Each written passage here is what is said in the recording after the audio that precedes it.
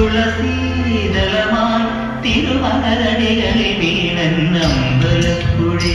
ഉണ്ണിക്കണ്ണനോടു നീ എന്തു പരിഭവം നെല്ലയോതി വന്നു കൽവിളക്കുകൾ പാതി പിന്നി നിൽക്കവേ